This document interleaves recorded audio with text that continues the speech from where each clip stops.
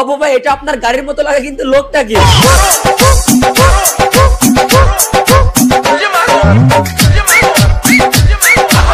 ও মা, এখানে দেখে রীতিমতো শুটিং স্পেস বানায় ফেলছে, যেখানে অপু ভাইয়ের মতো মাত্র 2000 টাকার বিনিময়ে ল্যাম্বরগিনি শুট চলছে, কিন্তু অপু ভাই তো এদিকে এখনো দাবি করতেছে ল্যাম্বরগিনিটা আসলেই তার।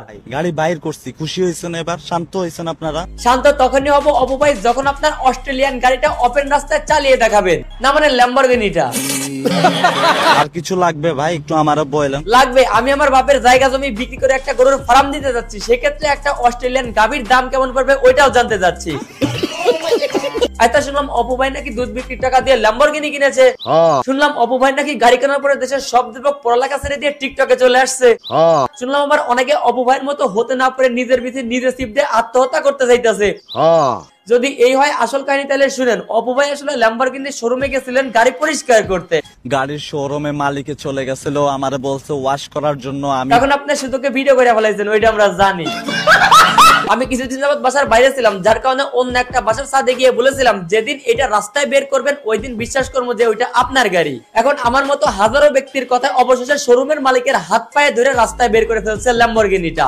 গাড়িটা কবে বের করবেন? গাড়িটা কবে বের করবেন? এটা কিন্তু আমি ফাইনালি বের করে ফেলছি। কিন্তু সাথে ভাই আমি আরো কিছু বলেছিলাম, ওইগুলা কি শুনেন নাই আপনি? আমি শুনি নাই। বলছিলাম রাস্তায় গাড়ি বের করার সাথে সাথে নিজের নামে লাইসেন্সটা একটু দেখেন, আর এখন একটা শর্ত জুড়ে দিচ্ছি নতুন করে, যদি আপনার ড্রাইভিং লাইসেন্সটা থাকে ওইটাও দেখেন লাইভে। তবে এগুলা কিন্তু অবশ্যই আপনাকে লাইভে এসে দেখাইতে হবে, যেন আমরা এডিট করা ডকুমেন্ট বলতে না পারি।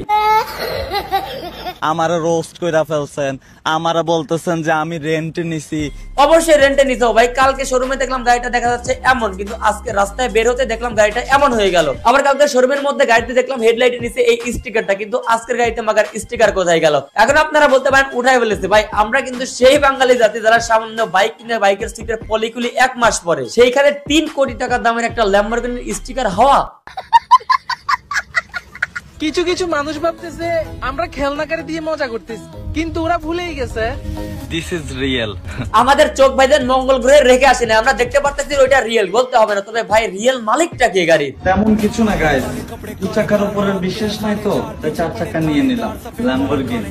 দুবাই থেকে এক ব্যক্তি অপু ভাইয়ের নামে আমার ইনবক্সে একটা গোপন তথ্য পাস করেছে, চলেন ওইটা আপনাদেরকে দেখাবো। ভাই অপুর বিষয়ে কিছু গোপন কথা বলি। এই গাড়িটি সে কিনে নেয়, ওখানে আসলে সে শো অফ করতে গেছে, মানুষকে ভুল বোঝাচ্ছে। আসলে ওর মাসিক বেতন বলতে গেলে বাংলাদেশি টাকায় 60 থেকে 70,000 টাকা। দুবাই গেছে 3 বছর, প্রতি মাসে যদি গুনে গুনে সর্বোচ্চ 7 লক্ষ টাকা ইনকাম করে, তবুও এই গাড়ি কেনার টাকা ওর হয় না। বাকি থাকে ইউটিউব ফেসবুক। ওই যে বললাম না, ইউটিউব ফেসবুকের টাকা দিয়ে 1 পটলা গাঞ্জাও কেনা যায় না। ল্যাম্বরগিনি তো বিলাসিতা।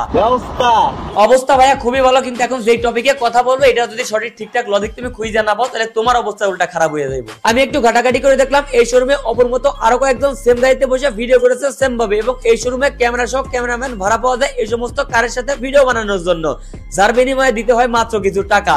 আর এভাবেই হয়ে গেছেন আমাদের ল্যাম্বরগিনির মালিক আমাদের অপু ভাই। আরো রয়েছে, এটা আমার লাস্ট একটা সম্বল ছিল, সত্যি কথা বলতে এটা আমার লাস্ট। এটার পর আমার কাছে আর কোনো টাকা নাই। এটা আজ থেকে প্রায় 1 মাস আগে আমাদের নাপিত ভাই একটা ভিডিওতে টিনের বাক্সে তার জমানো টাকা দেখায় এবং বলে এইটা তার খরচের বাইরের সঞ্চয়, যে সঞ্চয়ের টাকা ব্যতীত তার কাছে আর কোনো টাকা নেই, এইটাই তার শেষ সম্বল। এটা আমার সেভিং লাস্ট, আবার নতুন করে কামাইতে হবে নতুন করে। এখন তার কথা হচ্ছে তার লাস্ট সেভিংস কত ছিল, নিজের মুখে স্বীকার করা 7 থেকে 8 লাখ বাংলাদেশি টাকা নাকি। এটা হলো আমার সেভিং, এটা হলো 18,000 আছে এখানে, কম করে বাংলাদেশে 7-8 লাখ টাকার মতো। নিজে বলতেছে এটা তার লাস্ট সেভিং 7-8 লক্ষ টাকা, তার ভিতরে আবার সোনার ব্যাস কিনেছে অর্ধেক টাকার, বাকি থাকে আর 3-4 লক্ষ টাকা। এ ভাই 3-4 লক্ষ টাকায় কি ল্যাম্বরগিনি দিয়ে দিল নাকি আসলে দুধ বেচা কিনলো? যদি আপনাদের কাছে আমার প্রশ্নের কোনো উপযুক্ত লজিক থেকে থাকে তাহলে কমেন্ট বক্স ফাঁকা রয়েছে। এবার চলেন বাকি বিষয়গুলো নিয়ে একটু আলোচনা করা যাক। আমাকে নিয়ে মাথাটা না ঘামাইলে কি হয় না? আপনাদের পেটের ভাত কি হজম হয় না? এতটা মাথা ঘামানোর দরকার আমাকে নিয়ে? কথা হচ্ছে আমি কিন্তু প্রথম দিকেই বলেছিলাম এর হচ্ছে ভিউ ডাউন হয়ে গেছে, আলোচনা আসতে চাই নতুন করে, যার জন্য প্রথম টার্গেট হচ্ছে ওমর ভাই। সাউন্ডটা একটু বেশি তাই না?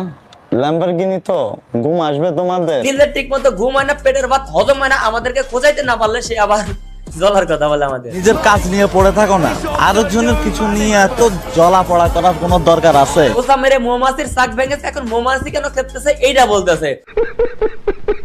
ফাইনালি কিন্তু গাড়িটা আমি বের করে ফেলছি। ভাইদের কাজ কাম দেখে অনলাইনে 99% মানুষই জ্বলে, আর এদেরকে তুই অশিক্ষিত হয়ে জ্ঞান দেশ। হাই রে গাভি, হাই রে টাকা। লাস্ট কথা ওইটাই, নিজের ড্রাইভিং লাইসেন্স আর গাড়ির অরিজিনাল কাগজ লাইভে আইসা যদি দেখাস ভাই, তারপরে আমি নিজে আমার নেক্সট ভিডিওতে আইসা তোর কাছে সরি বলবো, কথা দিলাম। ভাই আপনারা অবাক হয় না, যে সমস্ত সাপড়ি পোলাপান অশিক্ষিত চুল কালার করে টিকটক করে ল্যাম্বরগিনি কিনতে পারে, তার কাছে আমার মতো লোকের সরি খাওয়া মানে বিশাল ব্যাপার। লাঠি দিয়া নেটওয়ার্কের বাইরে হালাই দিব তোরে। যাই হোক, ভিডিও শেষ করবো, তবে তার আগে যারা পেজ থেকে ভিডিওটা দেখতেছেন আমার নতুন পেজটাকে ফলো করে দিতে পারেন, আর চ্যানেল থেকে দেখলে নিচে ক্লিক করে সাবস্ক্রাইব করতে পারেন। তো আজকের ভিডিও এই পর্যন্ত। ভিডিও কেমন লাগলো কমেন্ট করেন, ভালো লাগলো লাইক করেন, পেজ হলো ফলো করেন, আর ইউটিউব চ্যানেল সাবস্ক্রাইব করেন।